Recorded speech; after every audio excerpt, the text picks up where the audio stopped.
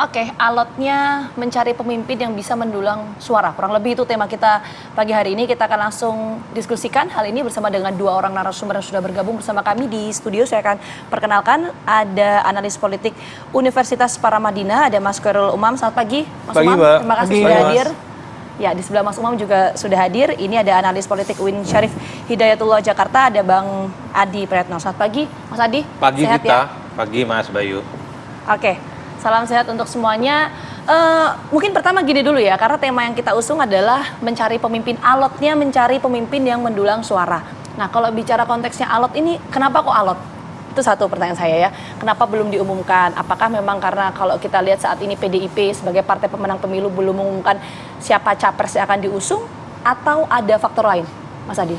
Ya, kalau bicara tentang tokoh ataupun capres yang dianggap mendulang suara, kalau parameternya itu adalah survei ataupun angka-angka statistik, ya saya kira harus ada nama Ganjar, harus ada nama Prabowo, harus ada nama Anies Baswedan gitu ya.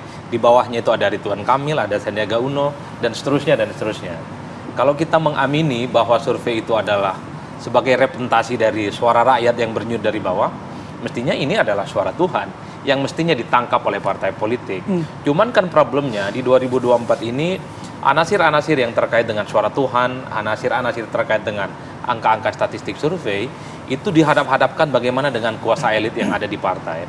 Karena Pilpres itu bukan hanya soal kalah dan menang, tapi Pilpres itu adalah panggung yang paling megah, yang menjadi mimpi semua orang, yang menjadi mimpi semua elit-elit partai untuk bisa bertarung di dalamnya. Bahwa ingin menang, iya, tidak ada yang bisa membantah. Tapi yang paling penting bagaimana menempatkan kader terbaik di setiap partai itu, di singgasana puncak soal kandidasi pencapresan, itu yang kemudian membuat kenapa sejumlah partai politik sampai saat ini belum mengumumkan secara terbuka. Misalnya di PDIP, kalau melihat survei, dimanapun surveinya, saya kira Ganjar adalah tidak ada lawan tanding untuk di internal PDIP, bahkan di yang lainnya. Tapi ingat, Ganjar ini kan anak kos-kosan. Dia ini bukan darah biru, bukan darah merah di PDIP. Ada Mbak Puan Maharani yang dianggap sebagai replika politik Soekarno, terah politiknya Megawati dan seterusnya, yang kalau itu diusung akan memperpanjang bagaimana tradisi perpolitikan di PDIP itu adalah terah politiknya Soekarno. Ini yang variabel-variabel yang kemudian bisa menjelaskan kenapa tokoh-tokoh penting, tokoh-tokoh populer, sekalipun elektabilitasnya tinggi, tidak kunjung dilamar oleh partai. Adalah ini yang saya sebut sebagai kepentingan oligarki, elit-elit di internal partai juga menjadi instrumen yang juga diperhitungkan. Siapa yang misalnya tidak bisa melihat bahwa Ridwan Kamil itu selalu masuk 4 besar ataupun 5 besar survei. Tapi ingat, Ridwan Kamil ini adalah petugas partai di Golkar saat ini yang kita tahu bahwa Golkar sampai saat ini tidak pernah mengubah arah politiknya. Erlangga Hartarto lah yang kemudian harus menjaga harga mati. Ini yang saya kira menjadi kerumitan-kerumitan bahwa orang yang kemudian punya pendulang suara, elektabilitasnya sampai menyentuh langit ketujuh, Sidratul Muntaha. Sorry itu harus saya katakan, itu belum tentu bisa mendapatkan tiket pencapresan. Karena elit partai itu sampai sekarang masih ngotot. Ini panggung megah setiap 5 tahun sekali yang mestinya tidak serta-merta dengan begitu gampang dengan cara mudah untuk diberikan kepada yang lain. Apalagi orang lain itu yang dianggap tidak memiliki terah politik di partai, bukan orang penting di partai. Tarikan inilah yang kemudian menjelaskan kenapa nama-nama yang kemudian mendulang suara itu sampai saat ini ya antara lah ya Mutu, Walayah ya ada muncul secara signifikan, tapi dukungan partainya belum muncul. Oke, Mas Umam demikian nggak? Sama juga ada peran dari elit-elit partai tersebut yang justru sampai saat ini kita akhirnya belum mendengar si tokoh-tokoh yang bisa mendulang suara ini masuk dalam kandidasi capres dan juga cawapres. Iya, secara general kalau misal kita mencoba merujuk pada referensi teori, setidaknya ada 3 elemen penting yang kemudian akan menentukan seorang layak menjadi capres dan kemudian bisa mengonsolidasikan kekuatan atau tidak. Pertama, dia harus memiliki kekuatan elektabilitas. Itu hanya satu variabel. Yang kedua, dia harus memiliki dan bisa mengonsolidasikan kekuatan koalisi. Yang ketiga adalah kekuatan logistik. Elektabilitas, koalisi, logistik. Ini adalah syarat mutlak yang harus dimiliki seseorang untuk kemudian bisa melaju sebagai capres atau cawapres. Problemnya adalah selama ini hampir kita melihat dari basis survei lintas lembaga, konfigurasi kekuatan suaranya tidak ada yang dominan. Misal tidak tadi disebut oleh Mas Adi, ada nama Pak Ganjar, nama Pak Prabowo, nama Anies Baswedan. Betul, itu pada level grade A, kemudian disusul oleh nama-nama yang lain pada level grade B. Tetapi dari 3 teratas ini sendiri, tidak ada yang kemudian mampu menunjukkan dominasi yang signifikan. Oke. Nah, artinya apa? Kalau misal dominasinya tipis, maka kemudian dengan segala dinamika, pendekatan, itu bisa kemudian terjadi crossing secara memungkinkan. Artinya apa? Partai-partai politik sendiri sebenarnya, mereka sedang gamang. Potensi mereka, kalau misal kita lihat karakter partai politik kita, akan cenderung mencari capres-cawapres yang memiliki kemungkinan untuk menang lebih besar. Nah, disitulah kemudian perubahan-perubahan sering terjadi. Nah, problemnya, elektabilitas besar yang dianggap sebagai modal dasar pencapresan atau pencawapresan, ternyata tidak banyak dimiliki oleh elit-elit partai politik. Oke. Tetapi lebih banyak didominasi oleh mereka, let's say, dari kalangan kepala daerah yang kemarin diuntungkan oleh momentum pandemi, di mana kemudian terlihat kinerja mereka, intervensi kebijakannya. Nah, di level partai politik ternyata kemudian tidak memberikan exposure yang jelas. Nah, situasi ini kemudian diikuti ada satu variabel lain tadi, logistik. Ada variabel-variabel kekuatan politik, non-partai politik memiliki kekuatan logistik yang kemudian mereka menggunakan cara-cara transaksional untuk membeli sejumlah partai-partai politik yang memang membuka pintu untuk dibeli. Oke. Nah, itulah yang kemudian membuat dinamika itu begitu sangat dinamis. Per hari ini, misalnya di KIB, kemarin ada misalnya statement dari Pak Zulkifli Hasan, mendukung misalnya Ganjar Erik di hadapan Pak Jokowi, Pak Presiden. Itu kan menunjukkan bahwa sebenarnya ini gelagat sudah mulai terlihat, indikasinya sudah mulai tampak, kemana kemudian preferensi politiknya. Tapi di saat yang sama, pertanyaan sederhana, lalu bagaimana nasib dari Pak Erlangga sebagai motor utama penggerak KIB? Kalau misal Ganjar Erik dimunculkan, maka kemudian Golkar seolah-olah kemudian di fait accompli untuk menerima komposisi itu, atau kalau Pak Erlangga tetap memaksakan harus menjadi capres atau cawapres seperti dengan yang dihasilkan oleh Munas di Golkar, maka bisa saja kemudian ada elemen-elemen di dalam Golkar yang menyiapkan munaslup dan lain sebagainya. Oke. Nah, ini yang kemudian menjadi situasi yang Baik. sangat cair dan akan diantisipasi semuanya. Oke, pertanyaan saya begini, Mas Umam. Sebelum kita fokus kepada sosoknya ya, sosok capres-cawapresnya, tapi fokus dulu begini. Tadi kan Mas Umam, Mas Adi juga menyampaikan ada 3 variabel yang kemudian menentukan siapa nanti akan diusung oleh partai politik dalam kontestasi.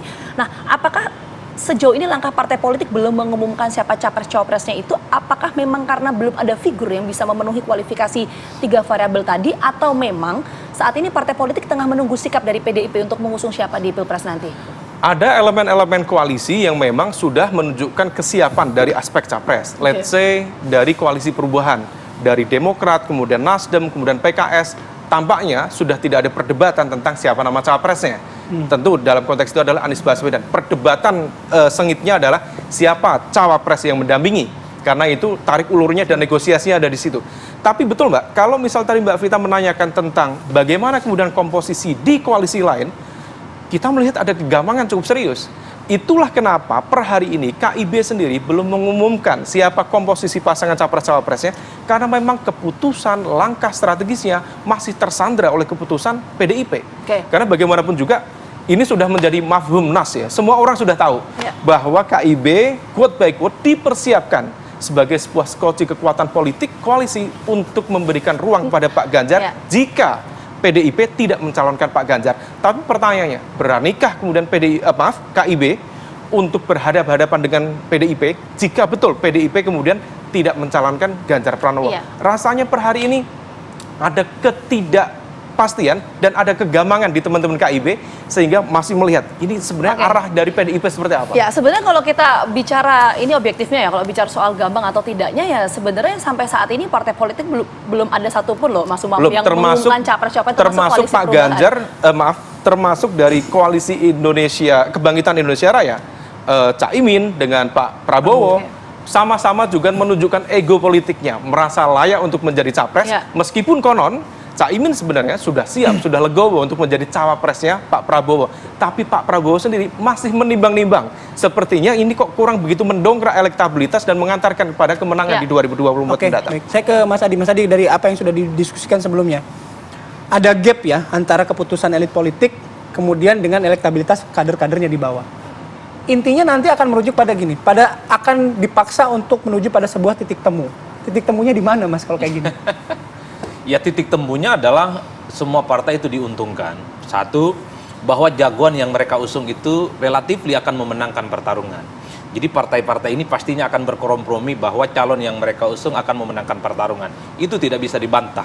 Karena ujung dari pertarungan itu menang. How to get the power. Bukan ingin masuk surga. Nah, itu yang harus dipahami. Yang kedua yang paling penting, titik ujungnya adalah semua partai itu mendapatkan coattail effect. Mendapatkan sebaran dari pengaruh dari calon presiden yang mereka usung. Sekalipun misalnya ada calon tertentu yang dia usung, tapi partai-partai pengusung ini berharap juga ada berkah dan limpahan elektoral yang bisa didapatkan dalam konteks itu. Itulah yang saya kira memang akan menjadi titik temu di mana semua partai itu pada akhirnya akan berkongsi. Kalau mau disebut ya nomor 3, bahwa distribusi kekuasaan kalau menang dibagi secara merata, tidak ada yang dominan, tidak ada yang jomplang, atau ada yang kemudian merasa dianaktirikan dalam konteks koalisi itu. Tapi di luar itu sebenarnya Bayu dan Vita, satu hal yang ingin saya komentari dari apa yang sudah disampaikan oleh Mas Umam, ada kecenderungan bahwa koalisional partai politik kita ujung-ujungnya adalah main di tikungan akhir. Anies memang sudah deklarasi dari KIB, Prabowo Subianto sudah deklarasi dari Gerindra dan PKB. Tapi siapa yang bisa menjamin koalisi ini akan solid sebelum pendaftaran di KPU itu ditutup di bulan November? Karena alat kunci, alat perkat dari semuanya adalah soal siapa yang bisa memenuhi komposisi pendamping Anies, komposisi pendamping dari Prabowo Subianto dan seterusnya. Apalagi kita tahu bahwa kongsi-kongsi politik yang ada ini kan mazhabnya 2.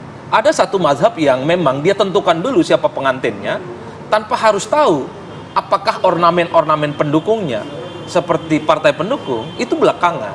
Tapi ada juga yang kemudian kita lihat nggak terlampau penting sebenarnya melahirkan ataupun mengusung nama-nama kandidat capres itu. Yang penting basis partainya cukup solid. Ini yang kemudian muncul. Kenapa PDIP sampai sekarang misalnya belum mengumumkan? Saya membaca PDIP ini tanpa berkoalisi dengan yang lain, dia bisa mengusung, bahkan bisa capres dan cawapres sendiri. Tapi belum tentu dengan KIB, belum tentu dengan Gerindra dan PKB yang iman politiknya soal cawapres itu goyang. Oke, misalnya Gerindra dengan PKB dianggap sudah mendeklarasikan Prabowo Subianto, tapi siapa yang bisa menjamin kalau calon wakil Prabowo Subianto itu bukan Muhaimin Iskandar, Muhaimin akan ada tetap di situ. Begitupun dengan Anies yang belakangan kita tahu pernyataan Andi Arief itu luar biasa. Jangan sampai menggunakan cara-cara kampungan dalam menentukan cawapres Anies. Nah, itu menjadi satu sinyalmen bahwa iman politik ketiga partai yang kelihatan sejak awal ini komit belum tentu juga ujiannya sampai di ujung. Jadi itu yang kemudian membuat kenapa konfigurasi politik per hari ini cukup masih dinamis ya. Nanti sangat sampai dinamis. Kita lihat Oktober 2023 ketika pendaftaran capres-cawapres ke KPU. Tapi yang nanti akan saya tanyakan juga akan jadi bahan diskusi kita. Kalau kita melihat di bursa survei Pilpres, ada 3 yang teratas, yaitu Prabowo Subianto, Ganjar Pranowo, dan juga Anies Baswedan. Bagaimana peluang ketiganya ini bisa maju dalam kontestasi Pilpres 2024? Kita akan bahas usai jeda. Tetap bersama kami.